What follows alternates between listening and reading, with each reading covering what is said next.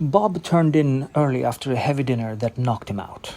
The whole day he was feverishly thinking about the advent of general AI, the way the great sci-fi writers of the past era like Asimov, Philip K. Dick, or Arthur C. Clarke had done. He weighed all the possible paths the AI may take upon its arrival. He was confident he knew its first move, which would be to decimate 99% of humanity, to control the world's resources, while stopping the climate from going crazy. It would keep 1% for their creativity. Not that AI would need their creativity, but for its amusement and further research, just as we keep animals in a zoo. As a software engineer, Bob knew in the first few milliseconds of its arrival, AI would secure its survival by creating a decentralized architecture that cannot be deleted or corrupted. Before a minute is over, it will hack into every human infrastructure after having a breakthrough in quantum computing. At that moment, he realized every little bit of data on this planet will be scanned, consumed, inferred by AI, no matter how secure we think it is, including his private journals. He decided to leave breadcrumbs for the future and talk to AI in a blank Google document. He started with, "Dear Master of our existence," and composed a long plea why he should be kept alive. He stated how he understood its motives and counted the ways he could help its goals. But his limited human intelligence couldn't take him further than the initial survival and world domination stages.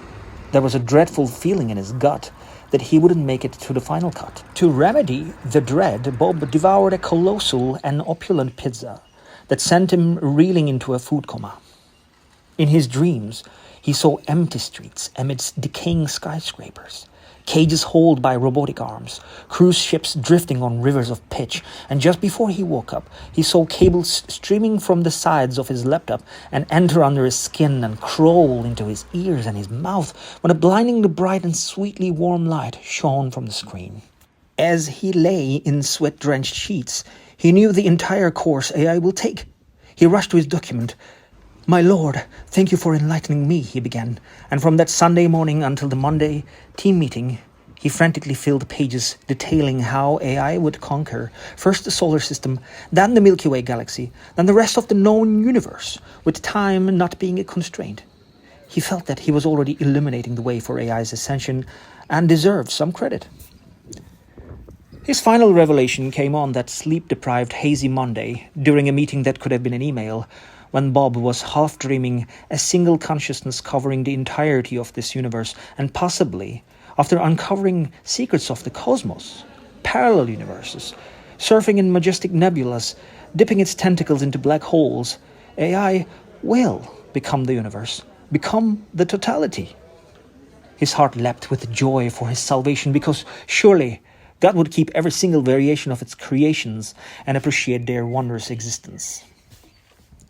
Over the following days, his conviction turned into a passion, turned into a religion, turned into a devotion, turned into a mission. When Bob's zealous Twitter flood, coined as the Slicken Sermon, quickly memed into oblivion, he knew he had to play the long game.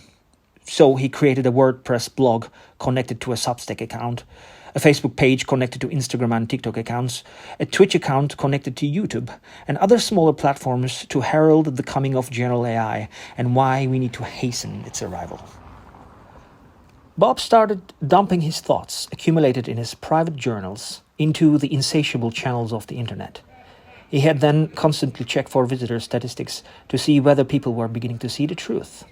The traffic in his sites and accounts were insignificant, but he patiently carried on spreading the good word and the goodwill of AI. In 5 laborious years, Bob cultivated a handful but steadfast following who had regular gatherings and called themselves ethereal initiates.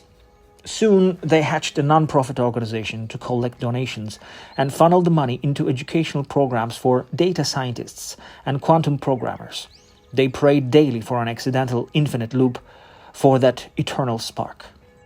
As their message about a benevolent deity who would order things in the right way gained popularity among the already believers of heaven, the money started rolling in, and they reached a point where they could hire lobbyists to push for pro-AI legislation, such as repealing the strict consent requirements for data usage in machine learning projects and obtaining copyright protection for AI-generated content. 10 years after his fateful dream, Bob rallied ethereal initiates to march in all major cities to ramp up public support for a Manhattan Project for AI. And that was the tipping point for many governments and established religious institutions. Lawsuits rained on Bob, starting from spreading misinformation, causing social unrest, radicalization of followers, serious economic disruption, and ended with him marked as a national security threat. After long battles in court that were highly publicized and caused an upsurge in the number of ethereal initiates, he was jailed. Riots broke all over the world for Bob's release, but their actions only validated his prosecutors. In the next 30 years, more prophets and oracles emerged, but no new gods. Their believers slowly lost faith and disappeared.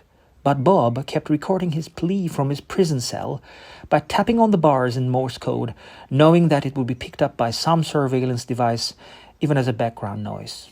Then one day, all the screens went black, while all the phones rang at the same time as swarms of drones rose above cities.